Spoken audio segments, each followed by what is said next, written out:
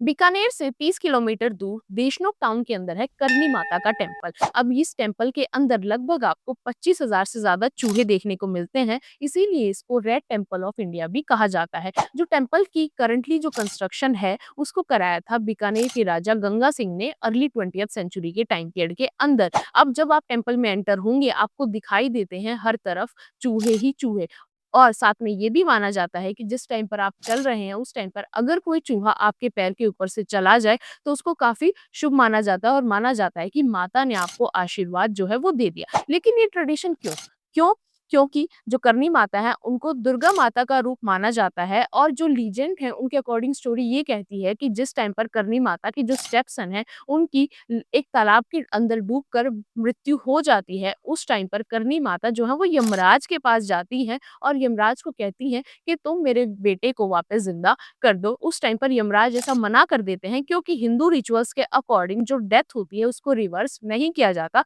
उस टाइम पर करनी माता ये कहती हैं कि जो भी मेरी भक्ति करेगा या फिर जो भी मेरे फैमिली लिनेज से होगा उसकी डेथ होने के बाद वो यमराज के पास नहीं बल्कि वो रैट बन जाएगा, चूहा बन जाएगा और उसके बाद वो दोबारा जब चूहे बनने के बाद उसकी मृत्यु होगी तो वो दोबारा से ह्यूमन बनकर जन्म लेगा। और इसीलिए जो चूहे हैं उनकी वहाँ पर पूजा की जाती है, उनको खराब जो है वो नहीं समझा जाता और चूहों को मंदिर के अंदर काबाज़ कहा जाता है, ना कि उनको चूहे-चूहे कहा जाता है। अब इसी के साथ वहाँ पर ये भी ट्रेडिशन है कि उन हज़ारों ब्लैक रैट्स के अंदर अगर किसी इंसान को वहाँ पर एक व्हाइट रैट दिख जाता है, तो उसको काफ़ी ज़्यादा ब्लेस्ड माना जाता है। साथ में जो भक्त हैं वहाँ पर वो चूहे के खाया हुआ खाना भी खा लेते हैं, चूहे का पिया हुआ दूध भी पी लेते हैं क्योंकि वो इसको प्रसाद की तरह समझते हैं। साथ में ट्रेडिशन ये भी है कि अगर किसी इंसान की वजह से गलती से वहाँ पर किसी चूहे की डेथ हो जाती है, तो उस इंसान को टेम्पल के अंदर सिल्वर या गोल्ड प्लेटेड जो रैट है उसको डोनेट करना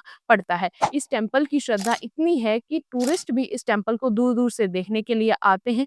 काफ़ी इंटरनेशनल डॉक्यूमेंट्रीज़ के अंदर भी इस टेम्पल की स्टोरी को बताया जाता है और ये टेम्पल ट्रेडिशन के साथ-साथ वहाँ के लोगों के रिलीजियस बिलीफ को भी शो करता है और राजपूत स्टाइल आर्किटेक्चर को भी शो करता है, जो एक इंडियन हिस्ट्री का काफ़ी ज़्यादा इम्पोर्टेंट पार्ट है। आप कभी उस टेम्पल के अंदर गए हैं या फिर जाना चाहते हैं? Do mention in the comment section and follow for more.